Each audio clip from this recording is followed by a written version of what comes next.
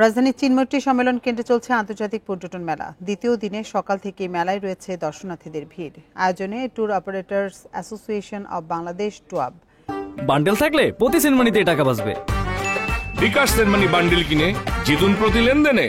এবারে মেলায় অংশ নিয়েছে মালয়েশিয়া, শ্রীলঙ্কা, নেপাল, মালদ্বীপ সহ 12টি দেশের প্রতিনিধি ও পর্যটন খাতের দেশি বিদেশি 2000-এর বেশি ব্যবসায়ী। রয়েছে 220টি স্টল। প্রতিটি স্টলেই ভ্রমণকারীদের জন্য থাকছে নানা ছাড় ও অফার। সকাল 10টা থেকে রাত 8টা পর্যন্ত দর্শনার্থীদের জন্য খোলা থাকছে মেলা। প্রবেশ মূল্য নির্ধারণ করা হয়েছে 50 টাকা।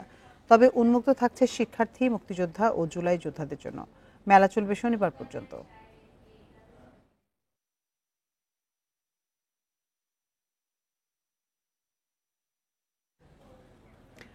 আন্তর্জাতিক পর্যটন মেলার আরো খবর জানাতে আমাদের সঙ্গে যোগ দিচ্ছেন সহকর্মী আদিলুর রহমান। আদিল, মেলায় আগত দর্শনার্থীদের জন্য কি কি অফার রাখছেন মেলা যারা সমন্বয় করেছেন তারা?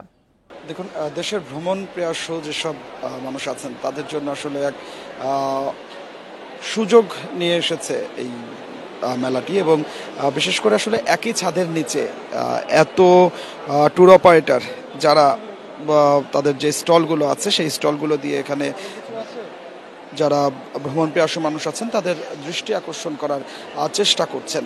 এবং একই ছাদের নিচে আসলে অনেক স্টল থাকার কারণে যারা দেশের বাইরে ঘুরতে যেতে চান বা দেশের বিভিন্ন স্থানে ঘুরতে যেতে চান তারা তাদের যে প্যাকেজগুলো আছে সেই প্যাকেজগুলো যাচাই বাছাই করে নিতে পারছেন।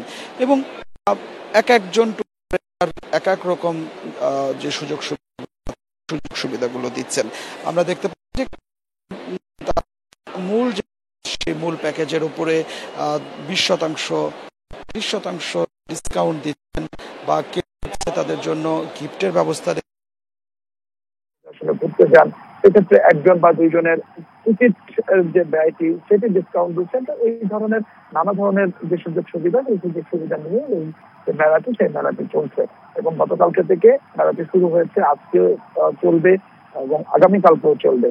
মূলত আগামীকাল এই মেলাটি শেষ হবে। এখানে যারা ট্যুর অপারেটর যারা আছেন তারা আশা করছেন যে দেশের যে পর্যটন যে ব্যবসাটা সেই পর্যটন ব্যবসাটা এটা মাইল ফলক হবে এই মেলাটা। তার কারণ হচ্ছে এখানে তারা তাদের নিজেদের সম্পর্কে আসলে জানাতে পারছেন এবং তাদের ট্যুর প্যাকেজ সম্পর্কে জানাতে পারছেন এবং একই সাথে যে তাদের যে ব্যবসার যে পরিচিতি সেই পরিচিতিতেও এই মেলার মাধ্যমে পাচ্ছে। আমরা দেখতে পাচ্ছি যে সকালবেলায় আজকে ছুটির দিন, সেই ছুটির দিনে অনেক ভ্রমণ প্রিয়াসু এখানে আসছেন, এসে তাদের পছন্দের যে প্যাকেজটা সেই প্যাকেজটি সম্পর্কে বলছেন। এবং আপনি জানেন যে এবার কিন্তু আসলে দেশের গণ্ডি পেরিয়ে দেশের বাইরেও থেকেও ট্যুর অপারেটর যারা আছেন বা পর্যটন ব্যবসার সঙ্গে যারা জড়িত তারাও এখানে এসে তাদের যে স্টল সেই স্টলটি তারা দিয়েছেন। এর মধ্যে আমরা নেপালের থেকে এসেছে সেটা দেখেছি, শ্রীলঙ্কা থেকে এসেছে সেটা দেখেছি।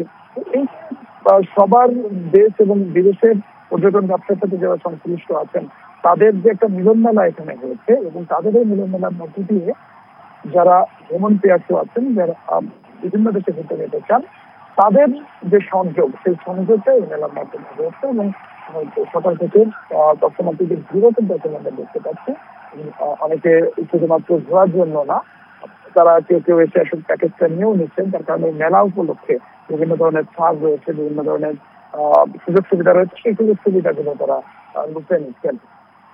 আমরা যারা টুরিস্ট আছে, যারা বিভিন্ন দেশের ভ্রমণে যেতে চান তাদের সাথে যখন আমরা কথা বলছিলাম তারা বলছেন যে এটি তাদের জন্য ভালো হয়েছে যে এরকম একটা মেলার আয়োজন করা হয়েছে। সেই মেলার মাধ্যমে তারা বিভিন্ন ধরনের সুযোগ সুবিধাগুলো পাচ্ছেন এবং যারা ট্যুর অপারেটর আছেন সেই ট্যুর অপারেটরদের সম্পর্কেও তারা জানতে পারছেন। অনেক সময় দেখা যায় যে অচেনা বা ফেসবুক সোশ্যাল মিডিয়ার মাধ্যমে তারা বিভিন্ন ট্যুর অপারেটরের সঙ্গে যোগাযোগ করেন, সেখানে অর্থ দিয়ে অনেক সময় প্রতারণার শিকার হন। এখানে প্রতারণার সেই সুযোগটি পাচ্ছে না। রাজধানী আগারগাঁও থেকে আন্তর্জাতিক পর্যটন মেলার সবশেষ তথ্য জানাচ্ছিলেন সহকর্মী আদিলুর রহমান।